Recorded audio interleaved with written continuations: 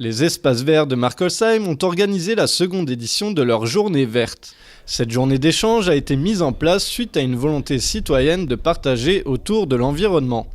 De ce fait, les organisateurs ont réuni les associations environnementales de Markolsheim et alentours pour accueillir le public.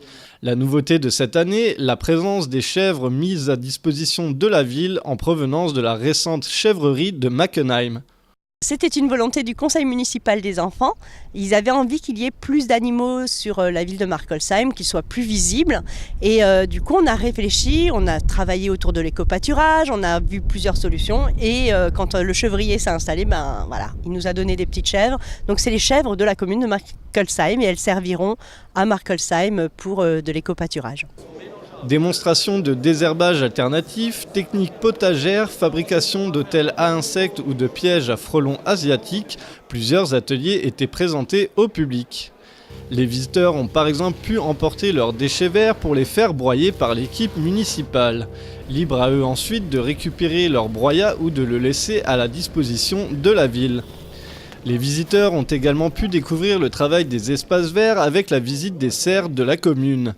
Ici, on y produit une centaine d'espèces différentes avec la production d'environ 10 000 plants pour le fleurissement de la ville en été.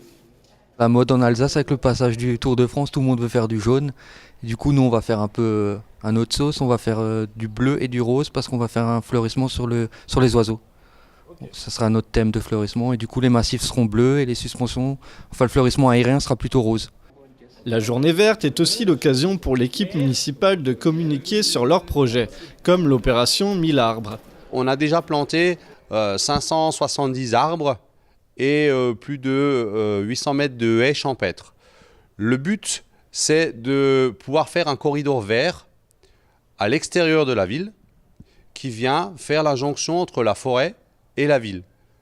Ce corridor vert sera bénéfique sur de nombreux aspects, notamment pour l'érosion des sols, la régulation des pics de chaleur et le développement de la faune et la flore.